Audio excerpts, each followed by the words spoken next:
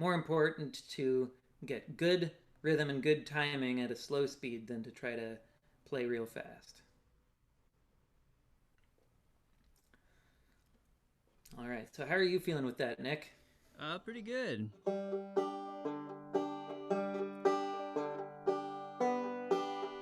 Try to do it without looking.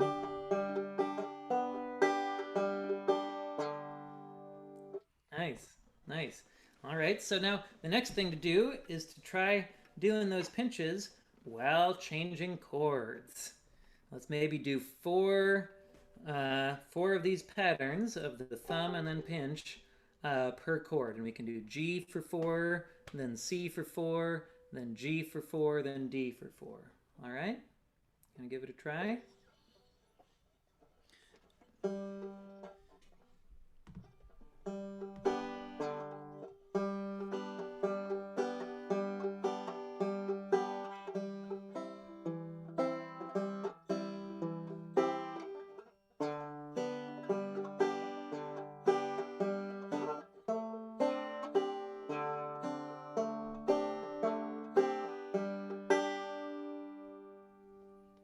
I might have done that out of order, but No, you did it. You did it in order. I noticed that the thing you slipped up a little bit. You ended up doing some more of your more familiar guitar type oh yeah, pinches I've there when you shifted to the D7. yeah, I got to Um, keep it to two finger.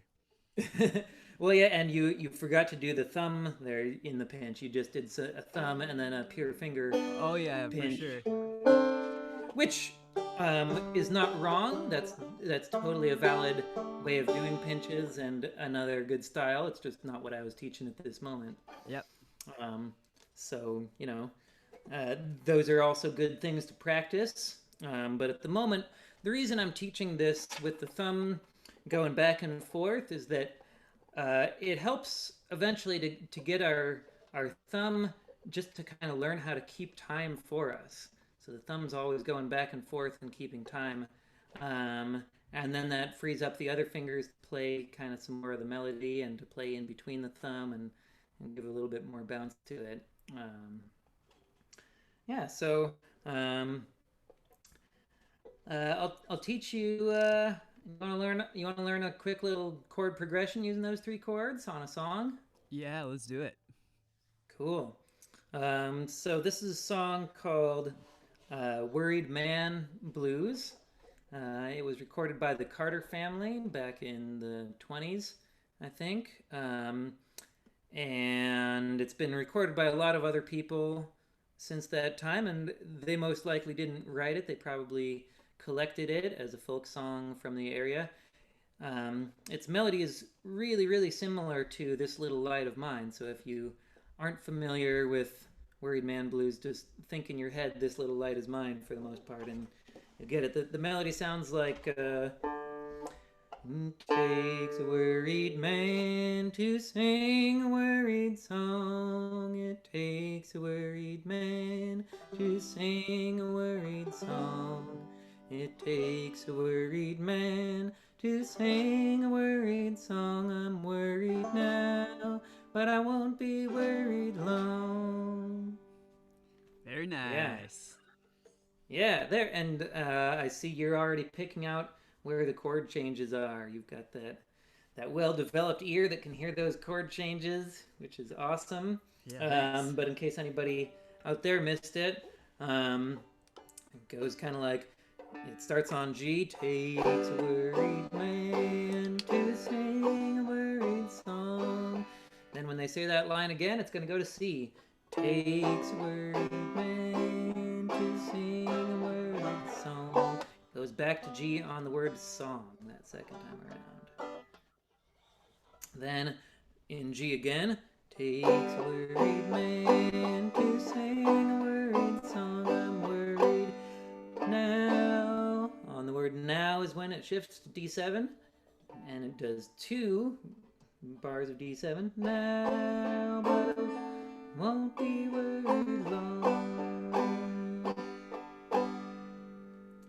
All right, you wanna try that a little bit with the thumb and pinches, Totally. or with strumming, whichever feels more comfortable to you at first. I can try it with the thumb and pinches. Um,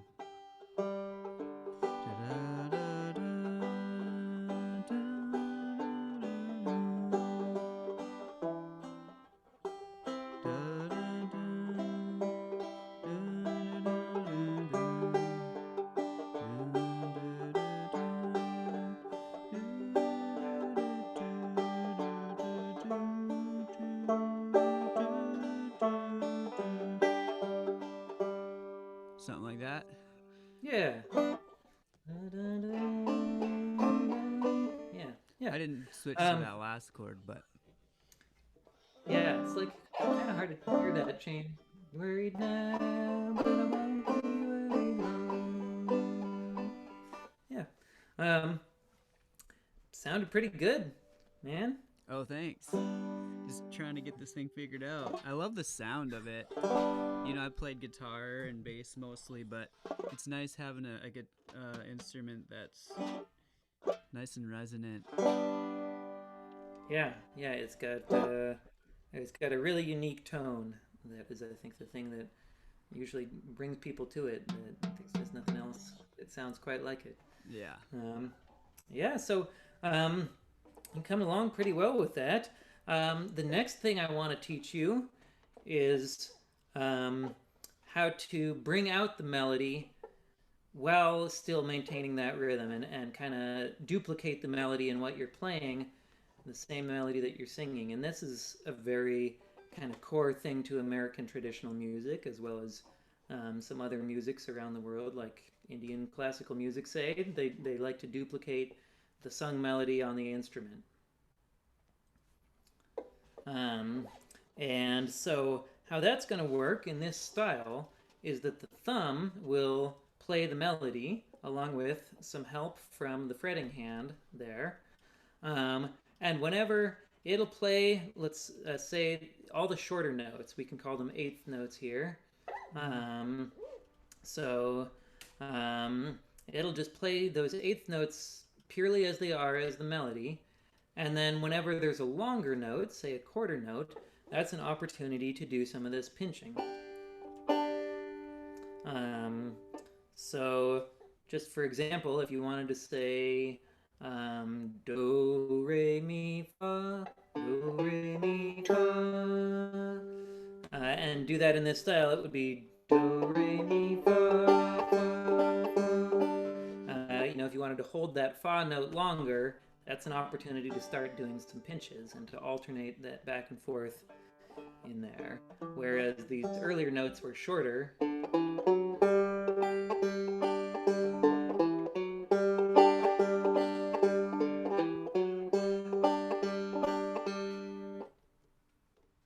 Want to give that a try? I'll give it a go. Oh, there I go again with that. Trying to get that. Yep.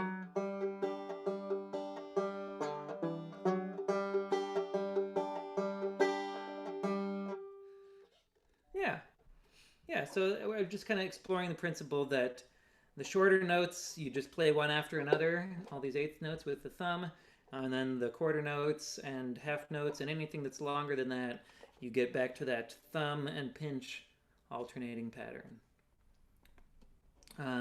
So let's kind of sound out the melody of this song. Takes a worried man. And it starts off down here. Takes a worried man. I'll go ahead and shift my camera here.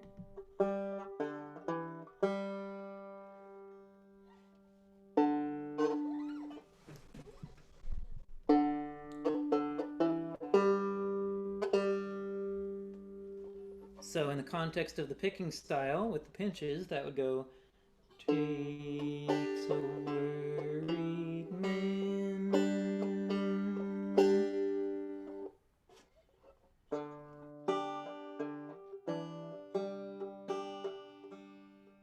And I noticed that when I hit the...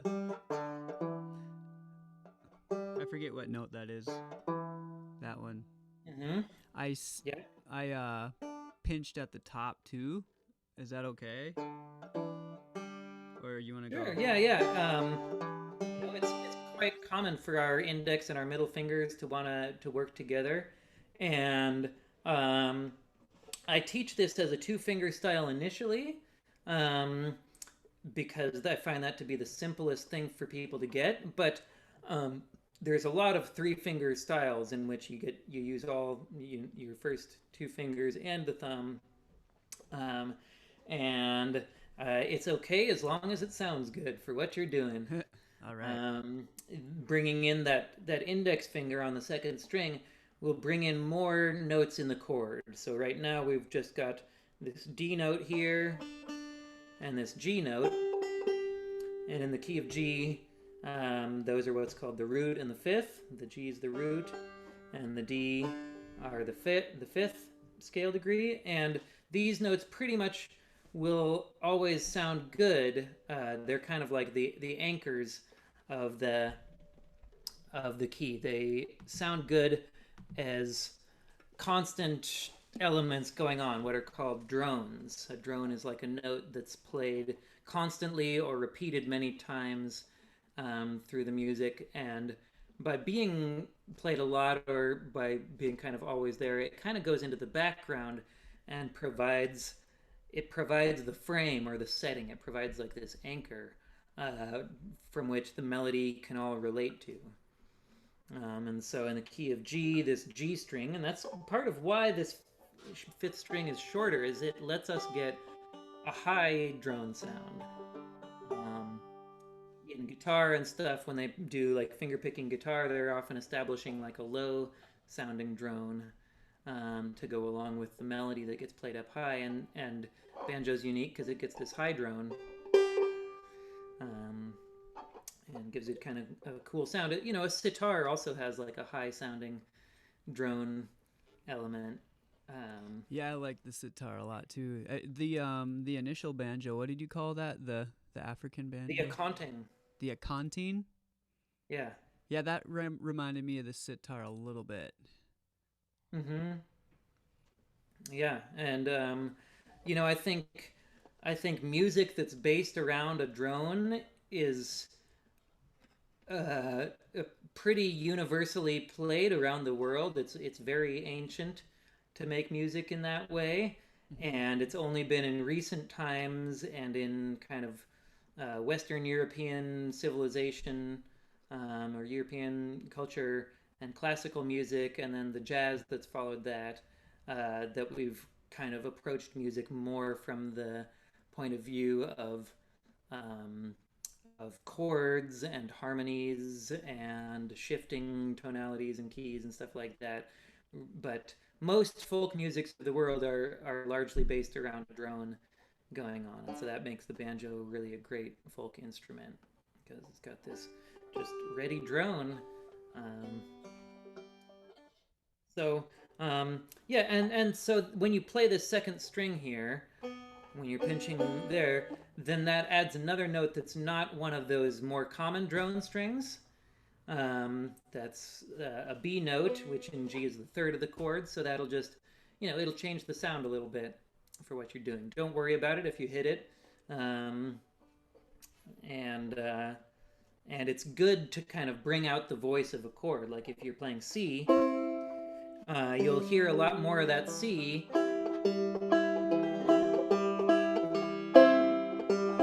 if you play that second string there that is a C note.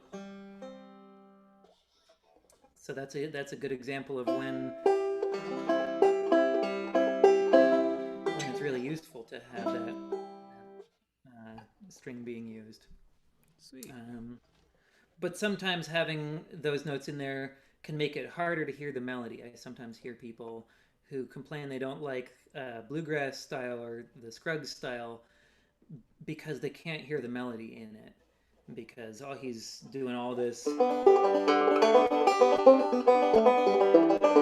he's just putting all these notes in there, and it's like, wait a minute, which one of those notes are the important notes? Which one of those are the song notes, and which are just the filler? With banjo, we've got this instrument with not a lot of sustain.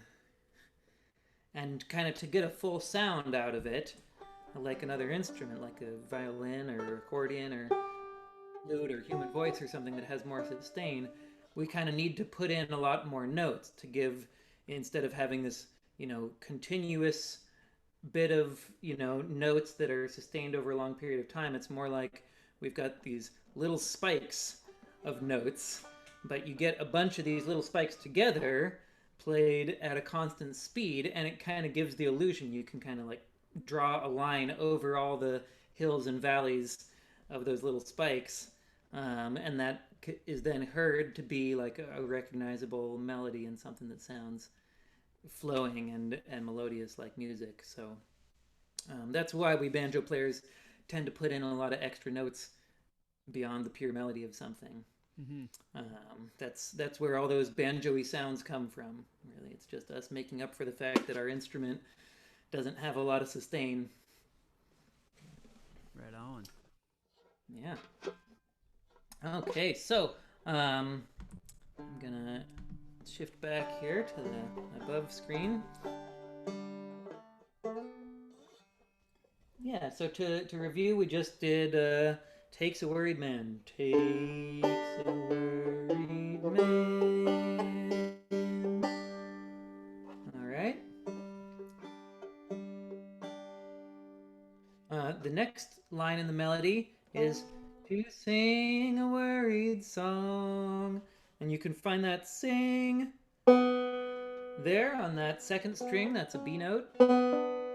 Sing, sing a worried song.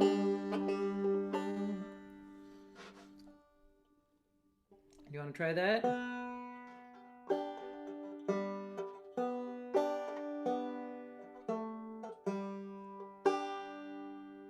Yeah. Sing a worried song. Then it goes to the C chord. Yeah. And yeah, you can, the strings on the banjo are tuned quite close together. And they're tuned to an open chord. And so you can find a lot of notes in multiple spots. This D note also exists here. And that B note also exists here. So a little variation that you were just doing. To sing, there we go. Sing a worried song. That's a nice way to get it with that little slide in there. But since we haven't covered slides yet and it's a basics class, I'll leave that till a little bit later. For sure. So we got so far, takes a worried man to sing a worried song. You want to play that back for me? Whoop. Whoop.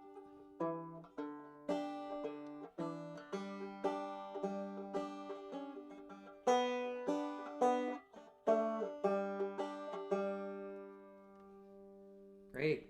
Yep, still getting Then that we right go hand figured onto out. a C chord. And it's basically the same kind of melody. Takes a worried man to sing a worried song. We get to do that whole thing just with the thumb on these third and fourth strings there.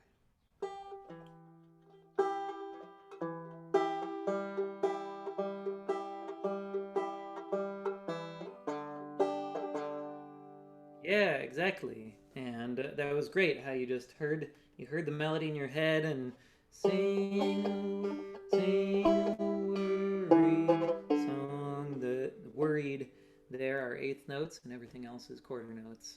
Mm-hmm. Then it's back to a repeat of that first line. Takes a worried man to sing a worried song.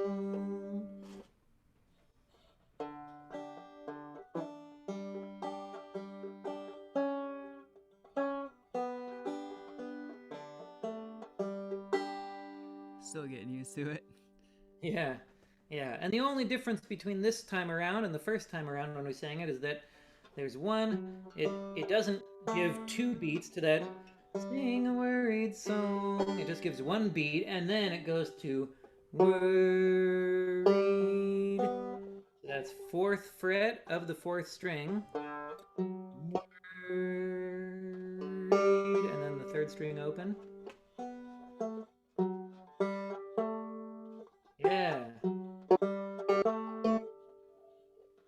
Worried now, and that's our D7 chord.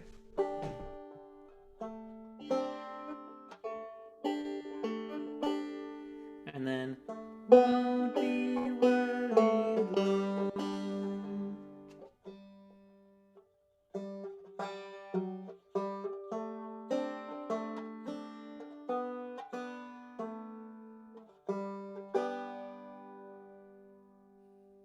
Yeah, and when you go up to there, worried now, but I won't be worried long.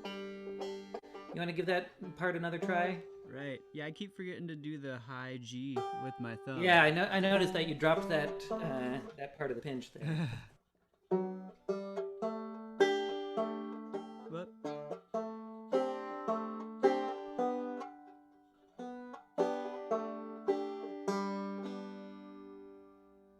Yeah, that melody goes. Won't be worried long. Yeah. Cool. Do you want to have a go at putting it together? I can play it straight through for you, and you can see how well you remember it. Okay. Yeah, I'll give that a shot. Okay.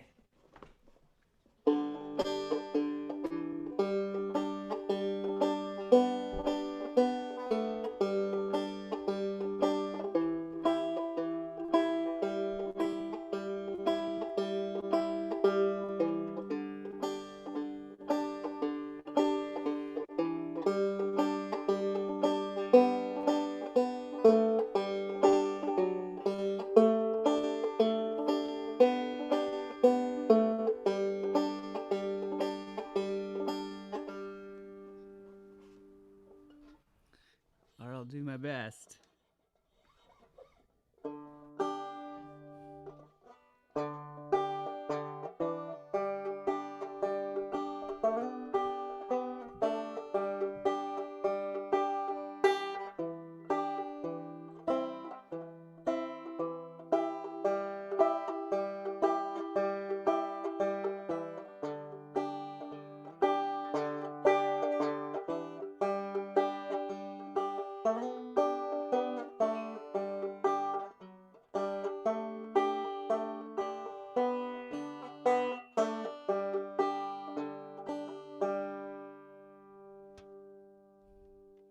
Hey, sounded great, Nick.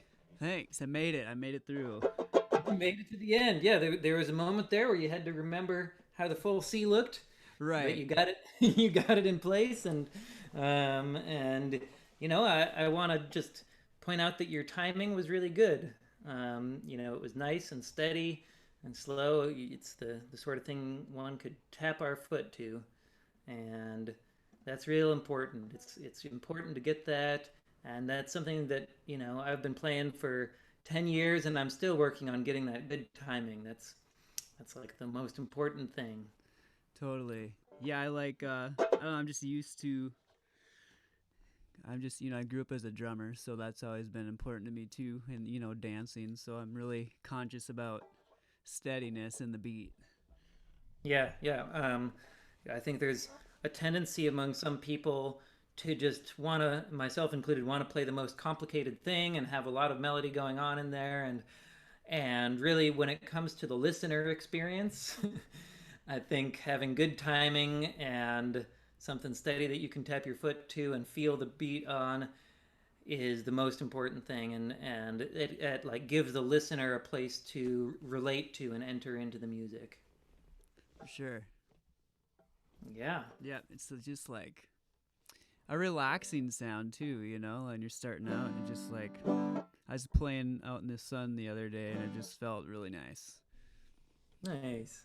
Yeah. Yeah, well, that I think easily covers what we would cover in a first lesson. And if there's anyone out there tuning in that this is your first time playing, then I think we've given you plenty to work on with just this. But before we go, since we've got the opportunity, I wanted to just touch on a couple of the next steps of where you would go maybe in the next couple lessons to add a little bit more variety, a little bit more interest, and be able to add some more banjo-y stuff in there and get some more kinds of rhythms. Right now it's been pretty much just pretty square and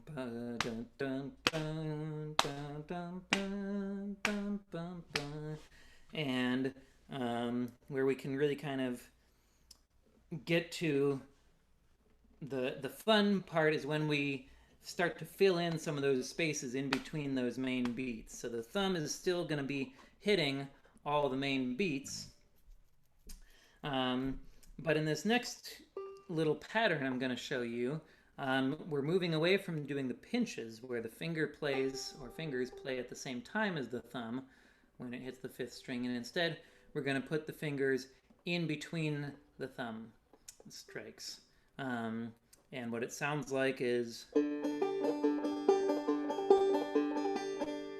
and there's a little mnemonic you can put to that. We went from kind of the oompa to this is more of like a oompa chaka kind of feel, more of like a train going along. And if you say the word Chattanooga, that kind of gives you the sense of the emphasis that it should have. Chattanooga, Chattanooga, Chattanooga. And I'll break down what I'm doing for you here as I shift the camera.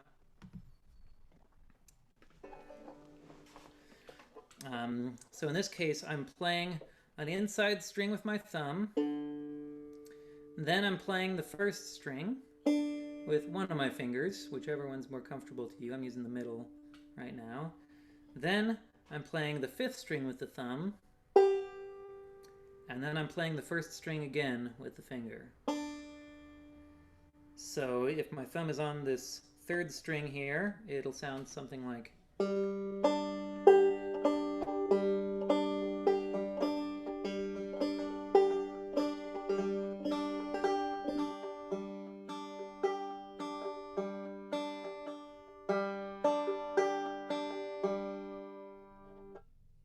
Yeah, and so, if we notice, the pattern's shifted, but our thumb is still just alternating back and forth from an inside string to the fifth string. So it's still keeping time. And this finger is just adding another kind of a second time going along in between, just kind of like making these little points in between the lines that the thumb is drawing out. So you can now then practice that on the different strings with the thumb.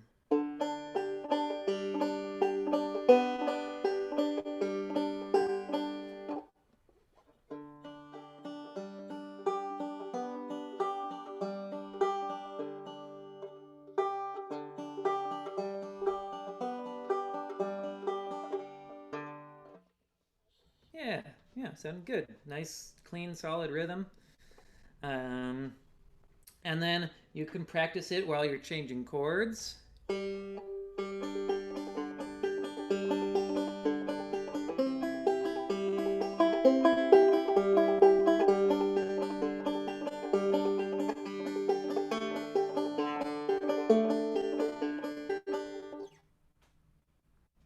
that a try? Nice.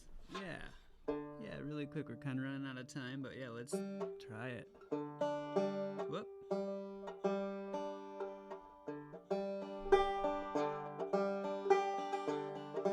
Whoops.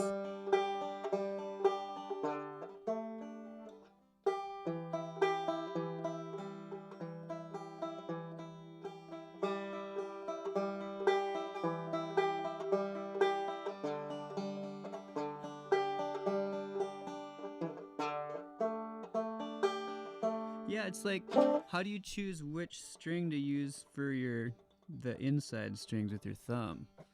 Well, it kind of depends on what sounds good in the particular chord that you're playing, if you're just doing a little pattern. Or we can then combine this with the principle we just learned about playing the melody with your thumb. Right. And so what that would sound like in Worried Man would be like.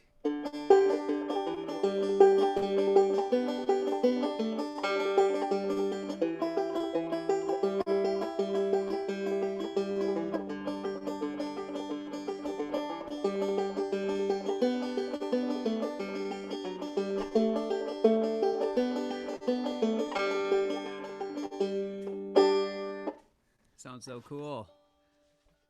Yeah. From there, you can make it a little bit more complicated. You can add a third finger, so you get patterns like thumb, index, thumb on the fifth string, and middle.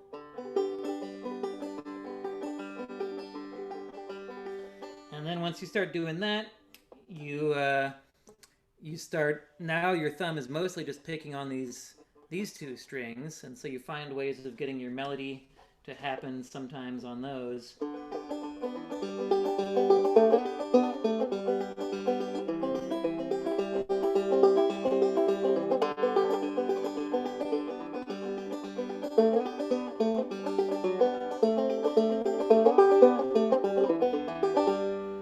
And then we can start to put everything together, combine the pinches, the two finger, the three finger, add some hammer-ons, some pull-offs, some slides, and all of a sudden you've got kind of a complete toolbox for making music out of pretty much any song that you hear that you can figure out the melody on. Nice. Yeah, that sounds really sweet. Great, man. Well, if you don't have anything else, really appreciate you stopping in and doing this. And we had quite a few people chiming in on the chat. Jake, Dylan, Scott Kendall. He actually had a question.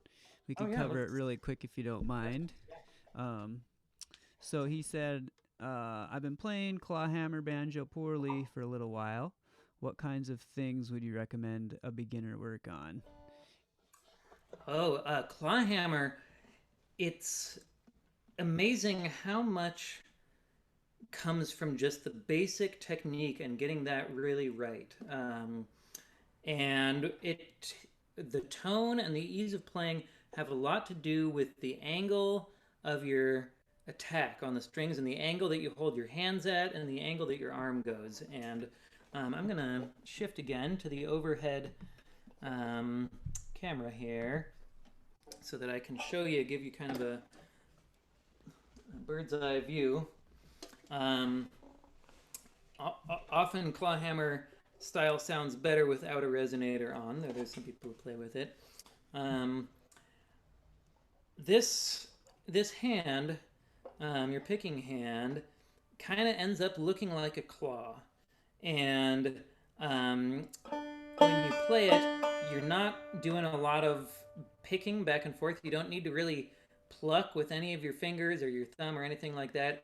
It's more of an arm movement. And I've got my forearm kind of anchored against this armrest here, and I'm moving my arm up and down, not entirely into the banjo like that, and not entirely down towards the floor, but a combination of those two at an angle. And what drives the force is actually my rotator cuff. My shoulder is driving it, and I'll scoot over a little bit so you can see my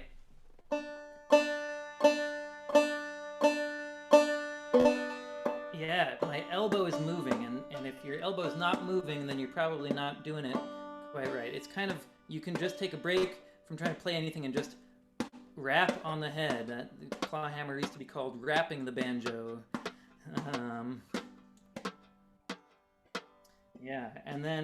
And when you pick, you kind of want to hold your hand in such a way. I find I get the best tone if I hold it in such a way that I'm not able to see like the back of my hand. Rather, I see the inside of my hand, and I can see my own fingernails in there a little bit as they're tucked under.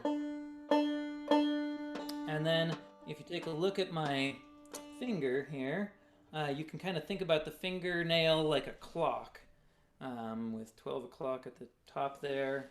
And I like to play somewhere between 12 o'clock and 3 o'clock on that nail. So that part of it right there. Right there is what ends up striking the surface of the string. And I do grow my nails out on both my index and my middle finger so that I can get a nice clean sound. If your nails are too short, you end up kind of muffling the sound of your own attack there. But that little bit of ergonomics there, along with the idea of playing through the strings, you just play all the way through. You don't hesitate when you get to the string. You don't try to stop yourself. Just go all the way through. Go ahead, hit the banjo head. Or if you're playing one of the inside strings, go ahead and hit that. Just come to a rest on that next string. If you don't like the sound it makes when you hit the banjo, you can play over the neck here. And then when you do that, you keep your hand kind of in this claw formation, and the thumb ends up kind of coming into contact with the fifth string.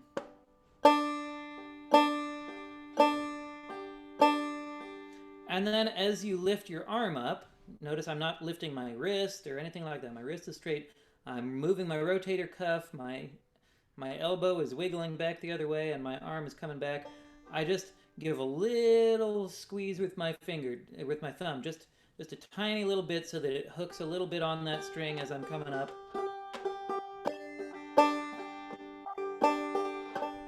But I'm not plucking it at all. I'm just flexing that thumb a tiny bit so it makes a little bit more of a sound. But really the motion is coming from my arm still. So when you follow through that string with your first finger, your thumb pretty much lands on that top string then, the G string. And then you can kind of just... Yeah, but when you do that, don't do another follow through going down. Right. That's when you pick your arm back up so that you're ready to strike down again. So you kind of like pinch it almost and just lift your hand up with your thumb. Yeah, and I wouldn't think too much about pinching it. It's more of a natural thing that happens from lifting your arm. And you can even sometimes angle the thumb a little bit more downward to help support that. I do a little bit of pinching, but I'm not thinking about pinching it. It's just a tiny movement. Right.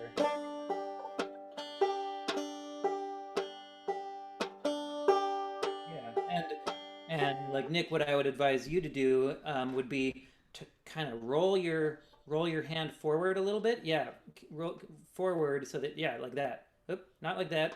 Other way. There, like that. Yeah. There might be a little leg. Okay, so that's more of the angle that I go for on the hand. Yeah.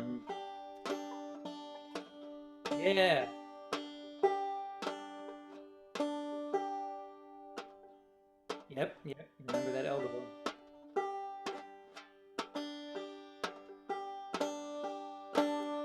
Crazy. Like yeah, it. it's a totally different kind of playing. And the fundamental rhythm that a lot of people teach with it is what they call it the bum ditty or the basic clawhammer strum, and involves playing a single note and then doing a brush across the strings, and then after the brush you pick your arm up, and that's when the fifth string comes in.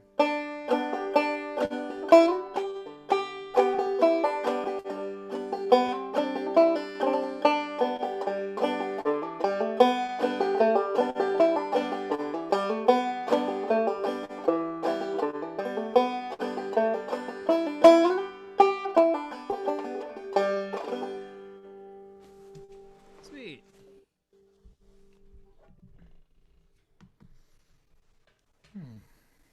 Well, thanks for that. That was Sure awesome. thing. Yeah, it's one of those things that the basic technique of clawhammer takes a while to get used to. But then once you've got it, you've got this incredibly powerful rhythm producer because your whole arm is producing the rhythm and keeping time. And I find that those big muscle groups have an easier time of doing that than these little muscles and these a whole bunch of different patterns doing it with your fingers. Yeah. So I think once you get the basic technique down, clawhammer is really easy to keep good time and have a natural kind of bounce and swing in the music. Um, and it makes something it's a great way to get that kind of strumming sound and to accompany singing and stuff like that. um, yeah. Great. Sweet, man. Well, Harper Stone, everyone. Let's give him a round of applause. I know you can't hear anyone clapping, but yeah. So thanks again, Harper, for doing this. And if you guys are just tuning in or you caught part of it, I'm gonna upload it on the YouTube channel here in the next day or so, and you can catch the whole thing. I'll have time code. You can click on and it'll bring you to certain topics. I know we've been going about an hour and a half, which is all right. I've been learning a lot of good stuff here.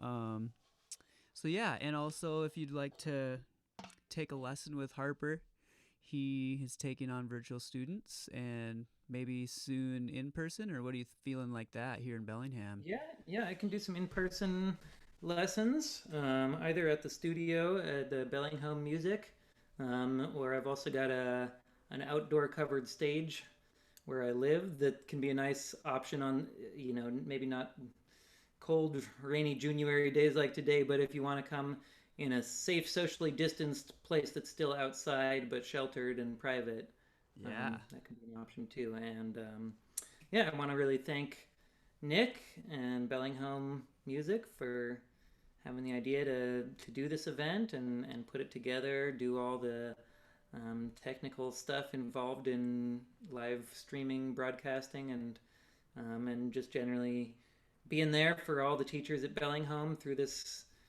hard time, and working on solutions and keeping the school going.